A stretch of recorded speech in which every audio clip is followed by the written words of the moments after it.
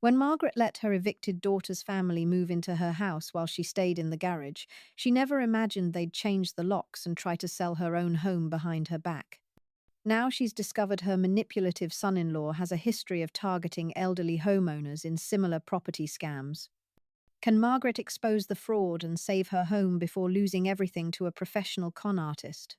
I watched my neighbor Karen storm across her perfectly manicured lawn toward my fence, her face red with anger. She clutched a measuring tape in one hand and pointed at my rose bushes with the other. At 73, I'd lived in this house for 45 years, but Karen acted like she owned the entire neighborhood after moving in just 2 years ago. Margaret, these roses are hanging over my property line by at least 3 inches, Karen shouted, waving the measuring tape like a weapon. I set down my watering can and walked calmly to where she stood. The roses had been planted by my late husband Robert 20 years ago, growing beautifully along our shared fence without any complaints from previous neighbors. Good morning, Karen. The roses look lovely today, don't they? I smiled, refusing to match her hostile tone. They were here long before you moved in, and I've never had any issues with other neighbors. Karen's eyes narrowed. Well, I'm here now, and I don't want your weeds touching my side of the fence. Cut them back immediately, or I'll call the city. She stomped back to her house, slamming her door so hard that her decorative wreath fell to the ground. I stood there for a moment, remembering when this neighborhood felt like a community. Mrs. Henderson from the Blue House used to bring me fresh tomatoes from her garden. The Johnsons would shovel my driveway after snowstorms without being asked. Those days seemed like distant memories now.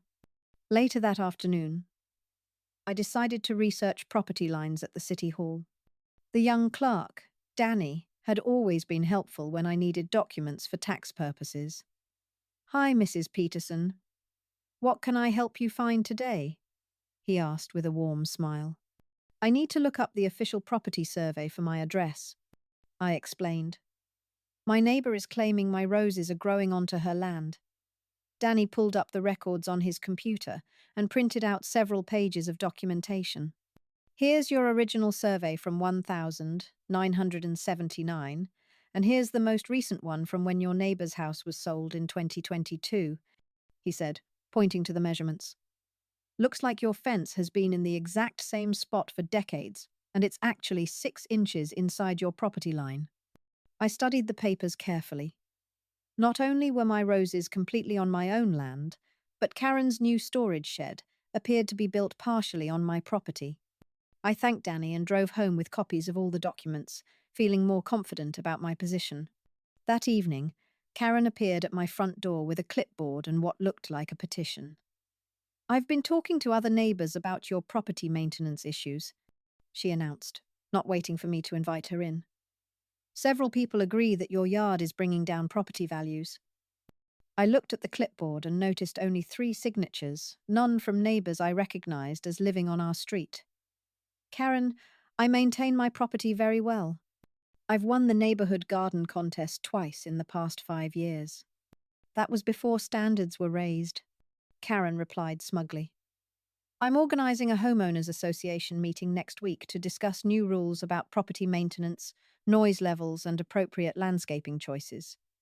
After she left, I called my friend Dorothy, who lived 2 streets over. Did you know Karen Peterson is trying to start a homeowners association? I asked. Dorothy laughed. Oh, honey. She tried the same thing in my neighborhood before she moved. She wanted to ban children's toys in front yards and limit what colors people could paint their houses. Everyone just ignored her until she gave up and moved away. I spent the weekend walking through the neighborhood, talking to longtime residents. Mrs. Garcia, who lived across the street, shook her head when I mentioned Karen's complaints. Your garden is beautiful, Margaret. That woman has been nothing but trouble since she arrived. She told me my grandchildren were too loud when they visited last month. Mr. and Mrs. Kim from the corner house had similar stories. She complained that our wind chimes were too noisy. Mrs. Kim said. Then she demanded we move our car because it was parked too close to her property line, even though it was clearly on the street. By Sunday evening, I realized Karen had been systematically harassing multiple neighbors, not just me. I decided to document everything carefully, keeping records of each interaction and gathering witness statements from other affected residents. Monday morning brought a surprise visit from a city inspector. "Ma'am, we received a complaint about potential code violations on your property," he said politely, showing me his identification. "I need to check your fence placement, landscaping, and general property maintenance." I welcomed him into my backyard and showed him the survey documents I'd obtained from City Hall. After measuring carefully with his own equipment, he confirmed that my fence was properly placed and my roses were entirely on my own land.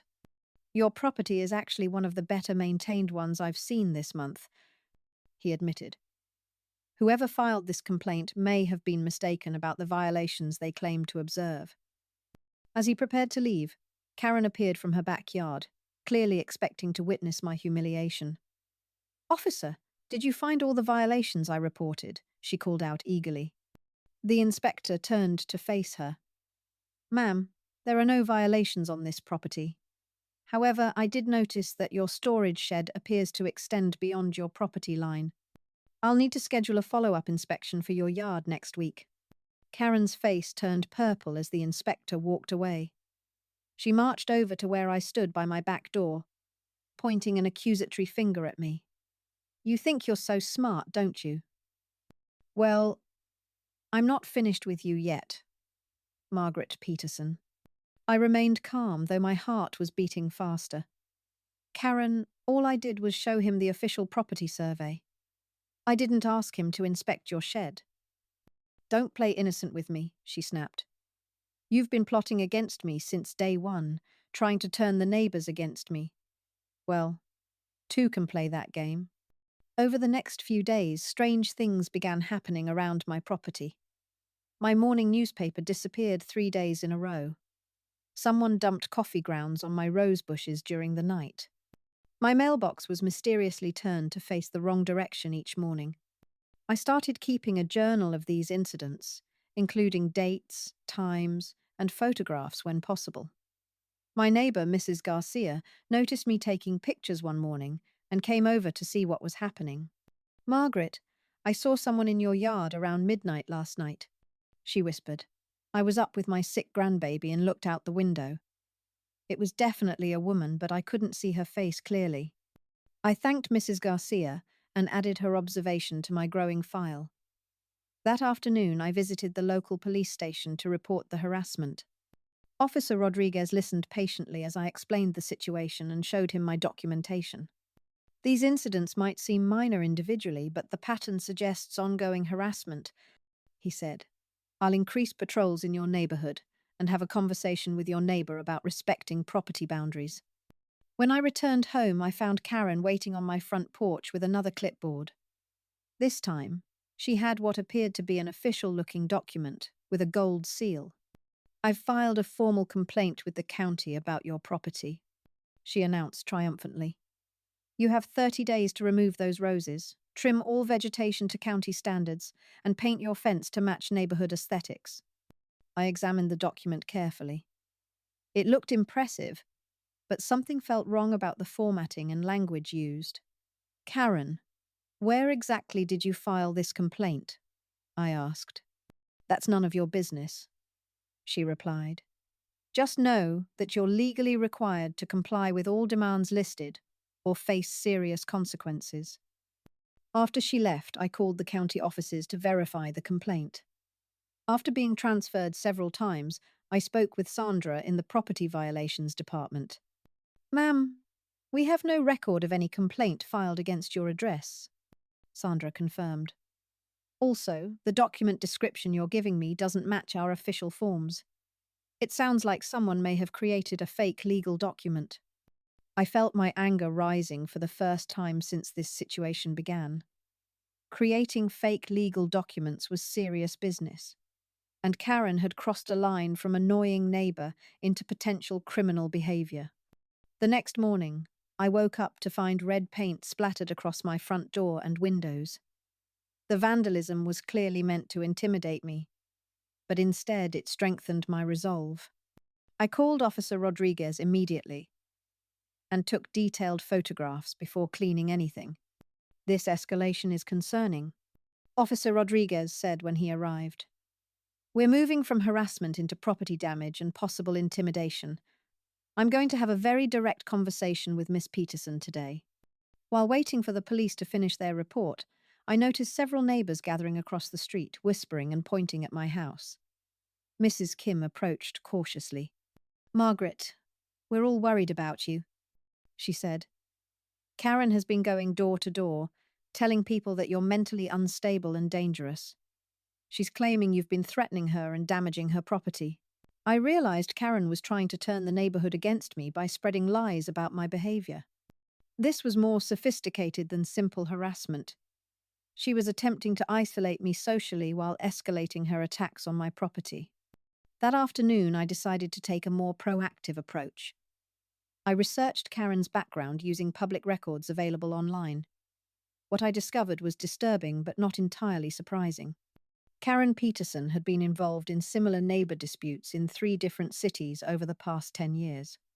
Court records showed restraining orders, property damage claims, and harassment complaints filed both by and against her in multiple locations. I printed out copies of these records and added them to my growing file. Karen wasn't just a difficult neighbor. She was someone with a documented pattern of creating conflict wherever she lived. My research also revealed that Karen had declared bankruptcy twice and had several outstanding judgments against her for unpaid debts. This explained why she might be particularly focused on property values and neighborhood appearance. She was probably hoping to sell quickly and move on to her next target. Armed with this information, I felt more confident about handling the situation. Karen wasn't just randomly targeting me, this was her established pattern of behavior, and I was simply her latest victim. That evening, I invited Mrs. Garcia, the Kims, and Mr. Henderson over for coffee to share what I'd learned. Their reactions ranged from shock to anger to determination to help me fight back. We can't let her drive you out like she probably did to people in those other neighborhoods, mister, Kim said firmly. You've been a wonderful neighbor for decades, and we're not going to let some troublemaker destroy our community. Mrs. Henderson had an idea that surprised everyone. My grandson works for the local newspaper. Maybe it's time people knew what kind of person Karen Peterson really is. My hands shook as I stared at the bright yellow notice taped to my front gate. Property condemned, unsafe structure, evacuation required within 48 hours. The city seal looked official, but something felt wrong. I had lived in this house for 37 years, and yesterday everything was fine. I grabbed my phone and called the number on the notice. A bored voice answered. City Building Department, this is Mike. I explained about the notice on my property. Ma'am, we received multiple complaints about your house being a danger to the neighborhood. The inspector confirmed serious structural problems. My heart pounded. What inspector? Nobody came to my house. Mike sighed loudly. The report says the inspection happened last Tuesday at 2 p.m. You weren't home. But I was home last Tuesday. I remembered because I was baking cookies for my neighbor's new baby. Someone was lying, and I had a feeling I knew who. I walked next door to ask my neighbor Janet if she saw any city workers at my house. Before I could knock, Karen's voice cut through the air like a knife. Finally doing something about that eyesore, I see. She stood on her perfect lawn, arms crossed, wearing her usual smug expression. Excuse me? I tried to keep my voice steady. Karen pointed at the notice. That house has been falling apart for years. I'm glad the city finally listened to reason. The pieces clicked together in my mind. You called the city about my house. Karen shrugged without shame. Several times, actually. Someone had to speak up for the neighborhood's safety and property values. I stared at this woman who had been my neighbor for over 3 decades. Karen, my house is perfectly safe. I just had it inspected for insurance 2 months ago. Her laugh was cold and sharp. Well, apparently that inspector missed a few things. I spent the next hour on the phone with different city departments, getting transferred from person to person. Each one gave me the same story about structural problems and safety concerns. Finally, I asked to speak with the actual inspector who wrote the report. "I'm sorry, ma'am, but Inspector Williams is out of the office this week. The timing was too convenient." That evening, I sat at my kitchen table with all my house documents spread out. The insurance inspection report from September showed everything in excellent condition. My maintenance records proved I had kept up with all repairs. Something about this whole situation stank worse than old fish.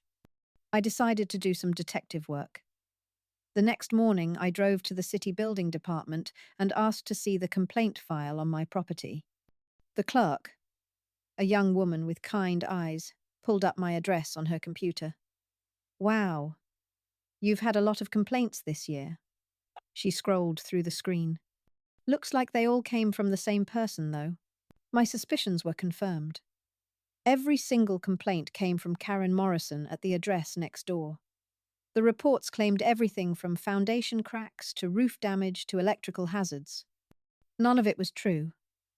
But someone had been busy painting a picture of my house as a neighborhood menace.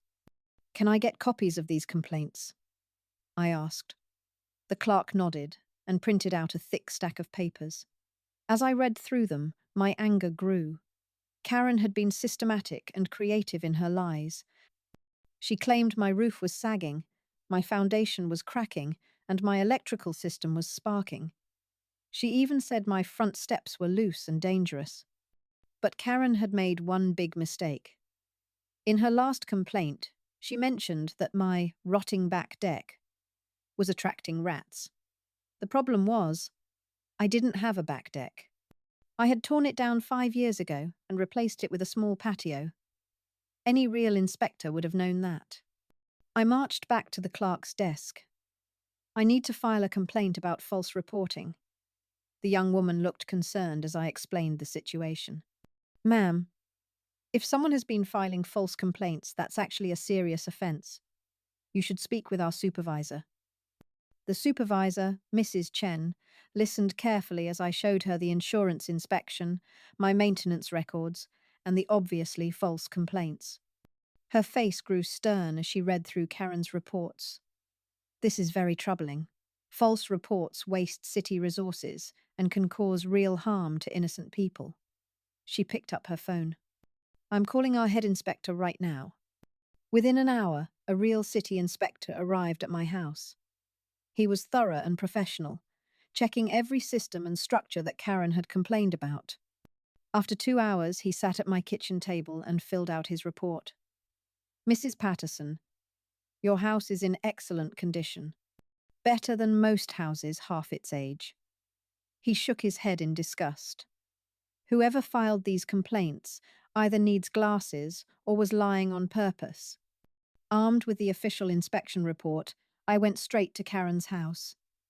She answered the door with her usual superior attitude. "Come to thank me for getting the city involved." I held up the inspection report. "Actually, I came to let you know that filing false reports with the city is a crime." For the first time since I'd known her, Karen looked worried. "I don't know what you're talking about." But her voice had lost its confident edge. I read directly from the city code book I had researched that morning. Making false statements to government officials can result in fines up to $5,000 and possible jail time. Karen's face went pale. "You can't prove anything." I smiled calmly. "Actually, I can. The city has records of every complaint you made, including dates and times. They also have the real inspection report that proves everything you said was false." Karen tried to close the door, but I wasn't finished. "Oh, and Karen, the city supervisor wants to speak with you tomorrow morning at 9 a.m. sharp." As I walked back to my house, I felt lighter than I had in days. The condemned notice was already gone from my gate, replaced by an official city document declaring my property safe and in compliance with all codes. But I knew this wasn't over. Karen had shown her true colors, and people like her don't give up easily. That night, I called my granddaughter who worked as a paralegal. Grandma, what she did is definitely harassment and could be considered a form of elder abuse, she explained. You should document everything and consider your legal options.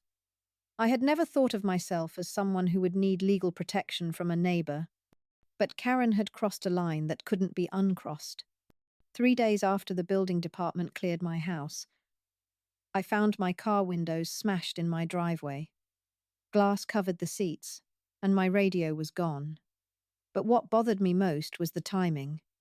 This happened right after I had exposed Karen's lies to the city. I called the police, and Officer Martinez arrived within 20 minutes. He was young but thorough, taking pictures and asking detailed questions. Any idea who might have done this? I hesitated before mentioning Karen, but then decided honesty was the best approach. I explained about the false building complaints and Karen's reaction when she was caught lying. Officer Martinez wrote everything down carefully. We'll check for fingerprints and ask around the neighborhood. Sometimes people see more than they realize. As he worked, I noticed Karen watching from her front window, trying to look casual but clearly interested in what was happening. Later that day, my neighbor Janet stopped by with a plate of cookies and some interesting information. I saw Karen's nephew Mike leaving your driveway around midnight last night, she whispered, glancing toward Karen's house. He drives that beat-up blue truck that's been parked over there all week. My heart raced. Finally, a witness. I called Officer Martinez immediately with this new information. We'll look into it, he promised. Keep documenting everything and call us if anything else happens. I hung up feeling hopeful that justice might actually be possible. But Karen wasn't done with her campaign against me. The next morning, I discovered that someone had dumped a bag of garbage on my front lawn during the night. Coffee grounds, banana peels, and worse were scattered across my carefully maintained grass. The smell was terrible, and I had to clean it up before the neighborhood kids walked to school. As I worked with my garden hose and rubber gloves, Karen appeared at her fence with a cup of coffee and a satisfied smile. Having some pest problems? She asked innocently. I looked directly at her as I sprayed down my lawn. Yes, but I'm dealing with it. Her smile faded at my calm response. That afternoon, I decided to fight back with research instead of anger. I spent hours at the library and online, learning about neighbor harassment laws and elder protection statutes. What I discovered was both encouraging and infuriating. Karen's behavior fit the legal definition of harassment. And because I was over 65, it could be classified as elder abuse with more serious penalties. I also learned about something called a restraining order. If I could prove a pattern of harassment, the court could legally require Karen to stay away from me and stop her threatening behavior. The evidence was piling up. The false city reports, my damaged car, the garbage dumping, and witness statements from neighbors. But I needed more proof. So I bought a simple security camera system and installed it myself. The instructions were confusing at first, but my neighbor's teenage son helped me set it up properly. Within 2 days, my cameras captured something valuable. Karen's nephew, Mike, sneaking onto my property at 2 a.m. and throwing more garbage on my lawn. The video was clear enough to see his face and license plate. I immediately called Officer Martinez and emailed him the footage. This is exactly what we needed, he told me. We can arrest him for trespassing and vandalism, and it strengthens your case against Karen for conspiracy. The next morning, police arrested Mike at Karen's house. I watched from my window as they led him away in handcuffs, while Karen screamed about police harassment and illegal searches. Several neighbors came out to watch, and I could see them talking quietly among themselves. Within hours, the story spread through the neighborhood. People I barely knew stopped by to offer support and share their own stories about Karen's bullying behavior. Mrs. Thompson from 3 houses down told me Karen had called the city about her fence height last year, trying to force her to tear it down. The young couple with the new baby said Karen had complained to their landlord about their dog barking, even though they didn't have a dog. I realized Karen had been terrorizing the entire neighborhood for years, but everyone had been too scared or too polite to fight back. Now that someone had finally stood up to her, others were finding their courage too. The evidence against Karen was becoming overwhelming. I organized all my documentation: the false city reports, police reports about the vandalism, security camera footage, and witness statements from multiple neighbors. My granddaughter helped me file for a restraining order and prepare a harassment complaint. At the court hearing, Karen showed up with an expensive lawyer and tried to claim I was the one harassing her. But the judge reviewed all my evidence carefully, including the security video of her nephew vandalizing my property. Karen's lawyer looked embarrassed as the truth became clear. "Mrs. Morrison," the judge said sternly, "the evidence shows a clear pattern of harassment against Mrs. Patterson. This behavior is unacceptable and will stop immediately." He granted my restraining order and ordered Karen to pay for my car repairs and other damages. As we left the courthouse, Karen's lawyer was arguing with her in the hallway. I heard him say something about potential criminal charges if her behavior continued. Karen looked defeated for the first time since I'd known her. But the real victory came when I got home and found a small crowd of neighbors waiting in my front yard. They had organized a block party to celebrate what they called Freedom from Karen Day. For the first time in years, people felt safe to enjoy their own neighborhood without fear of complaints and harassment. That evening, as I sat on my front porch watching children play in the street without worry, I realized something important. Sometimes bullies win because good people stay quiet. But when someone finally says, "Enough," it gives others permission to stand up too. Karen had spent years making everyone afraid, but fear only works when people face it alone. I stood in my kitchen at 5 in the morning, surrounded by 3 boxes of legal documents I'd been organizing all night. My hands shook as I held the original property survey from 1987, the one that clearly showed my fence was built exactly where it belonged. Karen had made one critical mistake when she demanded I tear down my fence yesterday. She'd shown me her survey, and the dates didn't match. My neighbor, Mrs. Chen, knocked softly on my back door. "Margaret, I saw your lights on all night. Are you okay?" I invited her in and spread the papers across my kitchen table. "Look at this, Helen. Karen's survey is from last month, but mine is from when the house was built. Someone paid a lot of money to get fake paperwork made." "Mrs.!" Chen put on her reading glasses and studied both documents. "Oh my goodness. The measurements are completely different too." I picked up my phone and called my nephew David, who worked as a surveyor in the next county. "David, I need your professional opinion on something, and I need it documented." An hour later, he arrived with his equipment and 2 colleagues. "Aunt Margaret, we'll do this properly. Official measurements, photographs, the whole thing. If someone's trying to steal your land, we'll prove it." While David's team worked in my yard, I researched Karen's background online. What I found made my stomach turn. She'd been involved in 3 similar property disputes in the past 5 years. Each time, she'd moved into a neighborhood and immediately started claiming her neighbor's land. In 2 cases, elderly homeowners had given up and moved away rather than fight. But in the 3rd case, she'd lost badly and been ordered to pay damages. Karen appeared at my fence around noon, carrying a clipboard and wearing an expensive business suit. "I see you've called in reinforcements, Margaret." "That's fine.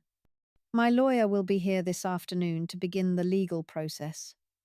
I smiled calmly and continued watering my flowers. "That's wonderful, Karen. I'm looking forward to meeting them." David approached with his final measurements. "Aunt Margaret, your fence is exactly where it should be according to the original survey. Not only that, but Karen's property line is actually 2 feet further back than she thinks. She's been parking her car on your land for months." I felt a surge of satisfaction but kept my voice steady. "Thank you, David. Please make sure everything is properly documented." That afternoon, a sleek black car pulled into Karen's driveway. A man in an expensive suit got out. followed by Karen herself. They marched over to my fence with the confidence of people who expected to win easily. Mrs. Patterson, I'm Attorney Williams. My client has a legitimate claim to this property, and we're prepared to take legal action if necessary. I invited them into my living room, where I'd laid out all my documents in neat piles. Please, have a seat. Can I offer you some tea? Attorney Williams looked surprised by my calm demeanor. That won't be necessary. We just need you to understand the seriousness of this situation. I nodded politely and handed him my original survey. Of course. I take property rights very seriously too. As he studied my paperwork, his confident expression began to fade. Karen shifted uncomfortably in her chair, glancing between us. What's taking so long? Just tell her she has to move the fence. Attorney Williams cleared his throat awkwardly. Karen, we need to talk privately for a moment. But I spoke up before they could leave. Actually, I think we should discuss this together, especially since I discovered something interesting about Karen's history with property disputes. I pulled out the printed articles I'd found online. Mr. Williams, did Karen mention her previous legal troubles? The cases in Riverside, Oak Grove, and Millfield, all involving property line disputes with elderly neighbors? Karen's face went bright red. Those situations were completely different. Attorney Williams studied the documents with growing concern. Karen, you didn't mention any prior litigation when you hired me. The room fell silent except for the ticking of my grandmother's clock. Finally, Attorney Williams stood up and gathered his papers. Mrs. Patterson, I apologize for any inconvenience. It appears there's been a misunderstanding. Karen jumped to her feet. What do you mean, misunderstanding? I'm paying you to handle this. He looked at her sternly. I don't represent clients who withhold important information. Our agreement is terminated. After they left, I sat in my quiet living room feeling exhausted but victorious. Mrs. Chen knocked again, this time bringing homemade soup. I saw them leave looking angry. How did it go? I smiled and accepted the warm bowl gratefully. Better than expected. Much better. The next morning brought unexpected visitors. A local news reporter and cameraman stood at my front door at 8 o'clock sharp. Mrs. Patterson? I'm Jessica Martinez from Channel 7 News. We received a tip about a property dispute in your neighborhood that might interest our viewers. I invited them in, curious about who had contacted the media. Someone sent us copies of legal documents showing a pattern of elderly homeowners being targeted in property scams. Your name came up as someone who successfully fought back. I realized David must have shared the story with his contacts. I'm happy to tell you what happened, but I want to be fair to everyone involved. As I explained the situation, Jessica took careful notes. Mrs. Patterson, you mentioned that your neighbor has done this before. Do you have documentation of those cases? I showed her the printed articles and official court records I'd gathered. These are all public information. I believe people should know when someone repeatedly targets vulnerable residents. Jessica's eyes lit up with professional interest. Would you be willing to go on camera? This could be an important story for other elderly homeowners in similar situations. I thought about Mrs.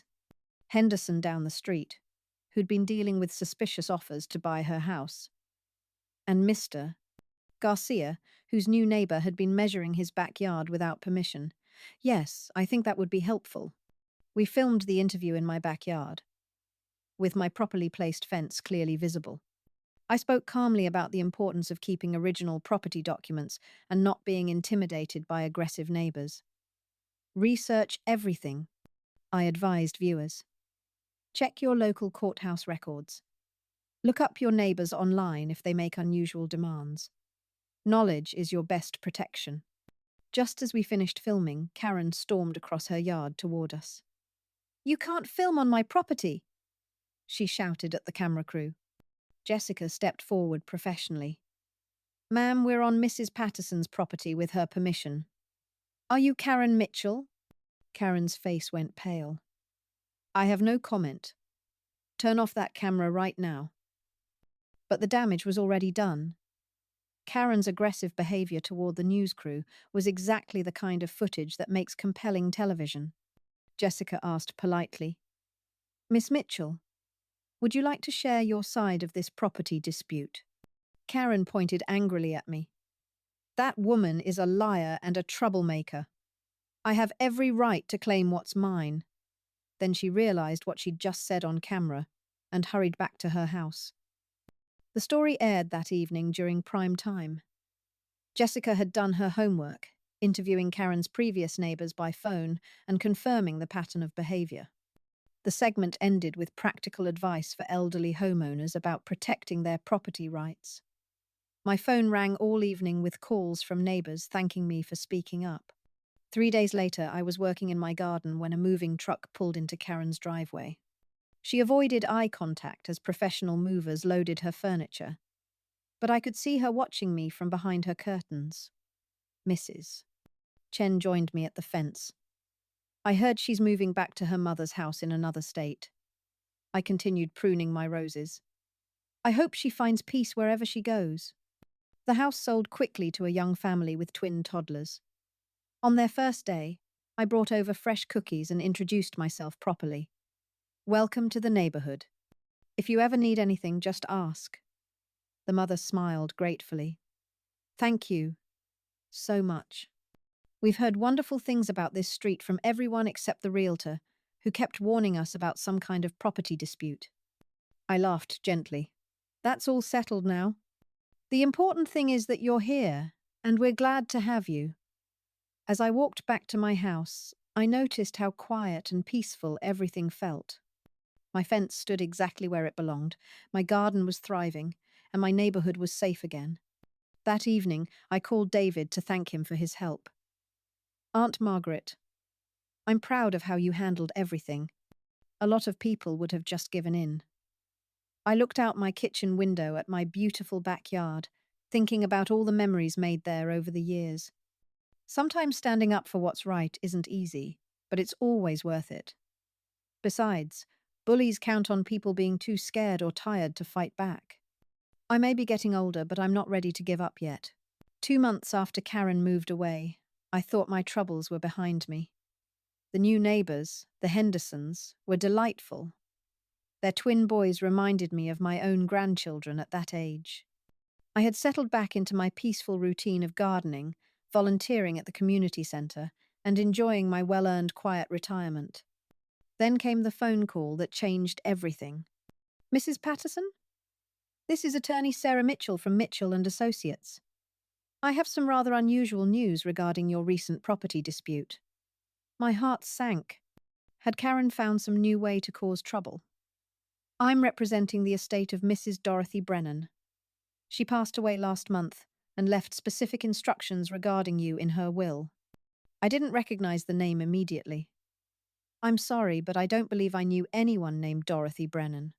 "She was Karen Morrison's aunt," the attorney explained. "Apparently, Mrs. Brennan had been following the news coverage of your situation very closely. She was quite disturbed to learn about her niece's behavior and wanted to make amends. The next day, Attorney Mitchell visited my home with a stack of legal documents. Dorothy Brennan had left me a substantial sum of money, $50,000, along with a heartfelt letter of apology for her niece's actions. But there was more to the story than a simple inheritance. Mrs. Brennan hired a private investigator after seeing the news report. Attorney Mitchell explained. She discovered that Karen had been systematically targeting elderly homeowners across multiple states. The pattern was always the same. Move in next door, create disputes, force people to sell their homes cheaply, then flip the properties for profit. I stared at the investigator's report in disbelief. Karen had been involved in at least 12 similar schemes over the past 8 years. She would research elderly homeowners who lived alone, rent or buy property nearby, then launch campaigns of harassment designed to force quick sales. In most cases, her victims sold their homes for far below market value just to escape the stress. "Your case was different because you fought back," the attorney continued. Mrs. Brennan was horrified that her own family member was essentially running an elder abuse scam.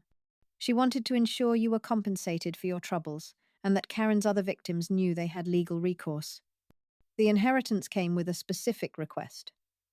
Dorothy Brennan wanted me to use the money to help other elderly homeowners who had been victimized by similar schemes. She had even established a small foundation with me as the primary trustee, dedicated to providing legal assistance and emotional support to vulnerable seniors facing property harassment. I spent the next week processing this information. Part of me felt guilty accepting money from Karen's family, but Attorney Mitchell assured me that Dorothy Brennan had been estranged from her niece for years and genuinely wanted to help. The foundation work also appealed to me, turning my negative experience into something positive for others. My first case came sooner than expected. Mrs. Rodriguez, an 82-year-old widow 3 neighborhoods over, called me after getting my number from the community center. Margaret, I heard about what happened with your neighbor. I think someone is trying to do the same thing to me. Her situation was eerily familiar. A man claiming to be a property developer had moved into the rental house next door 6 months ago. Since then, he'd filed numerous complaints with the city, demanded she trim trees that weren't on her property, and made vague threats about forcing her to sell. Just last week, he'd presented her with an offer to buy her house for half its market value, claiming it was generous considering all the problems. I drove over to meet Mrs. Rodriguez that afternoon, bringing copies of all my documentation and a notebook full of hard-learned lessons. Her neighbor, Brad Sullivan, was following Karen's playbook almost exactly. He'd even used the same fake inspection report scheme, complete with fabricated structural problems. The first thing we need to do is document everything. I told Mrs. Rodriguez. Keep a journal, take pictures, save all his communications. Then we'll research his background and check with the city about those complaints he filed. Working with Mrs. Rodriguez felt empowering in a way I hadn't expected. Instead of being the victim, I was now the experienced advocate helping someone else navigate the same treacherous waters. We discovered that Brad Sullivan had pulled similar schemes in 2 other cities, always targeting elderly women living alone. The foundation paid for Mrs. Rodriguez to have her property professionally surveyed and inspected, just as I had done. The results were identical to my case. All of Sullivan's claims were false, and he had no legitimate basis for his demands. Armed with this evidence, we filed harassment complaints with both the police and the city. But Sullivan proved more dangerous than Karen had been. When legal pressure mounted, he escalated to direct threats. Mrs. Rodriguez called me in tears one evening, saying Sullivan had cornered her at her mailbox and told her she'd regret making things difficult. He'd also started following her to the grocery store and sitting in his car outside her house for hours at a grocery store. Time. This was beyond harassment. It was stalking and intimidation. I called Officer Martinez, who had handled my case, and explained the situation. Margaret, this guy sounds more violent than your neighbor was. We need to take this seriously before someone gets hurt. The police increased patrols around Mrs. Rodriguez's house and installed a panic button system connected directly to the station. I also convinced her to stay with her daughter for a few days while we gathered more evidence. The foundation hired the same private investigator who had researched Karen, and what he found was deeply disturbing. Brad Sullivan wasn't just running property scams. He was part of a larger network of criminals specifically targeting elderly homeowners. They shared information about vulnerable targets, successful intimidation tactics, and which cities had weak enforcement of elder protection laws. Mrs. Rodriguez and I had stumbled into something much bigger than a neighborhood dispute. The investigators' report went straight to the FBI's Elder Fraud Division. Within days, federal agents were interviewing both Mrs. Rodriguez and me about the larger criminal network. Our documentation and evidence had provided the missing pieces they needed to build a comprehensive case against multiple perpetrators across several states. As I sat in the federal building giving my statement, I realized how far I'd come from that morning when Karen first complained about my roses. What started as a simple property dispute had evolved into a mission to protect vulnerable seniors from sophisticated predators. Dorothy Brennan's inheritance had given me the resources to fight back. But more importantly, it had shown me a new purpose for my remaining years. 6 months after helping Mrs. Rodriguez, I received a call that would change the trajectory of my newfound advocacy work forever. Detective Sarah Kim from the FBI's Elder Fraud Task Force was on the line, her voice urgent but professional. Mrs. Patterson, we've arrested Brad Sullivan and 12 other members of his network. Your documentation and Mrs. Rodriguez's case were instrumental in building our prosecution. But we've uncovered something that requires your immediate attention. The next morning, Detective Kim arrived at my house with a thick folder and a laptop computer. What she showed me made my blood run cold. The criminal network we'd helped expose was far more extensive than anyone had imagined. They called themselves the Neighborhood Watch. A sick joke, considering their actual purpose was to prey on the very people neighborhood watches were meant to protect. They've been operating for over 15 years, Detective Kim explained, opening files on her laptop. We've identified at least 200 cases across 36 states. The victims are always elderly homeowners, usually widowed, often isolated from family support systems. The financial losses total over $12 million. The operation was sophisticated and cruel. Members would research obituaries to identify recently widowed homeowners, then use public records to assess property values and vulnerability factors. They'd move into nearby properties, sometimes buying, sometimes renting, and launch systematic campaigns of harassment designed to force quick property sales at below-market prices. Here's what makes your case special, Detective Kim continued, pulling up a detailed timeline. You're the first victim who not only fought back successfully but documented everything properly and helped us identify the larger pattern. Most victims just want the harassment to stop, so they sell and move away without reporting the crimes. The evidence was overwhelming. Karen Morrison, Brad Sullivan, and their associates had used identical tactics in city after city. Fake building violations, manufactured property disputes, intimidation through relatives or associates, and always the same end goal: forcing elderly homeowners to sell quickly and cheaply. But Detective Kim had more disturbing news. We've identified at least 40 victims who are still being actively targeted right now. Some have been dealing with harassment for over a year. We need your help to reach out to them. She handed me a list of names and addresses. Some were as close as 50 miles away, others scattered across the country. Each represented an elderly person living in fear, probably feeling as helpless as I had when Karen first started her campaign against me. What exactly do you want me to do? I asked, though I already suspected the answer. We need someone they can trust, someone who's been through exactly what they're experiencing. You have credibility that law enforcement can't provide. These victims need to know they're not alone and that fighting back is possible.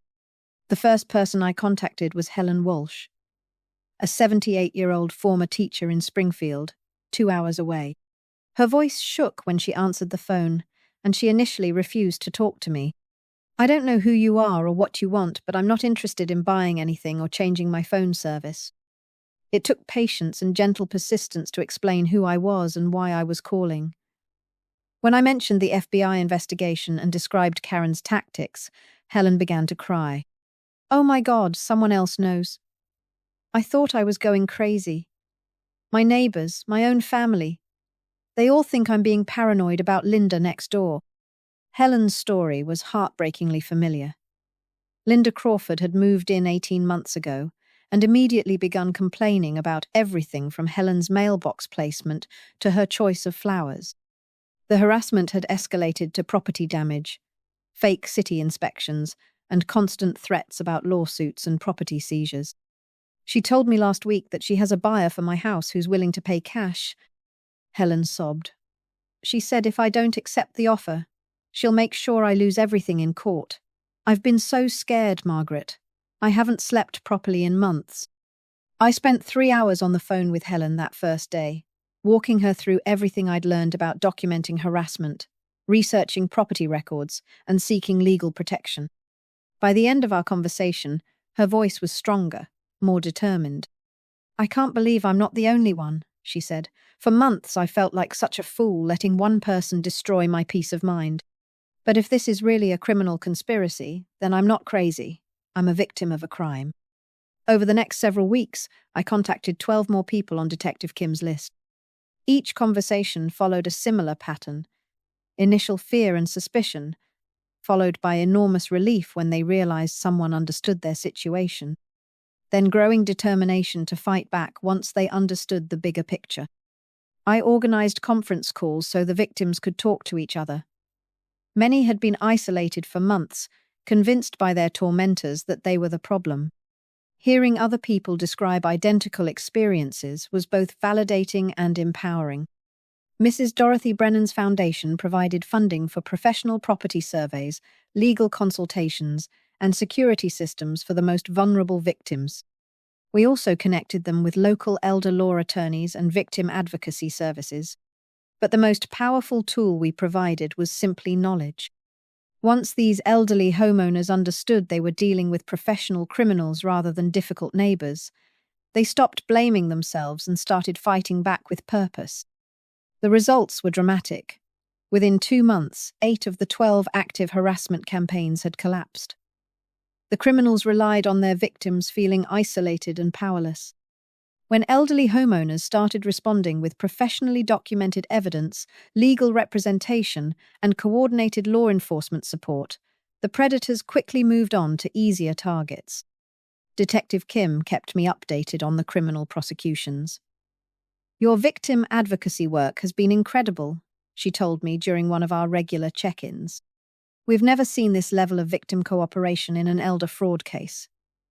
Usually people are too embarrassed or exhausted to participate in prosecutions."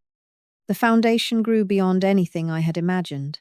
We established a hotline for elderly homeowners facing property harassment, created educational materials about common scams, and built a network of volunteer advocates who had successfully fought back against similar schemes. Local news stations began featuring our work, and I found myself speaking at senior centers and community groups about elder fraud prevention. The shy, retired librarian, who had just wanted to tend her roses in peace, had become an accidental activist. But the most meaningful moment came when Helen Walsh called me 6 months after our first conversation. "Margaret, I have wonderful news. Linda Crawford was arrested yesterday, and the house next door is up for sale. But more importantly, I've started volunteering with the foundation. There's an elderly gentleman in my neighborhood who I think might be dealing with the same kind of harassment, and I want to help him the way you helped me." As I hung up the phone, I realized that Dorothy Brennan's final gift hadn't just been the money or the foundation. It had been the opportunity to transform my worst experience into my most meaningful work. Karen Morrison's attempt to drive me from my home had ultimately led to a mission that was protecting vulnerable seniors across the country. Standing in my garden that evening, watching the sunset paint my properly placed fence in golden light, I felt a deep sense of purpose. My roses were blooming more beautifully than ever, and my neighborhood was safe and peaceful. But beyond my own small corner of the world, dozens of other elderly homeowners were sleeping soundly in their own homes, protected by the knowledge that they weren't alone in their fight against those who would prey upon their vulnerability. The battle that began with a complaint about 3 inches of hanging roses had grown into something I never could have imagined. A movement of elderly homeowners refusing to be victims, standing together against those who counted on their silence and isolation. And it was just the beginning.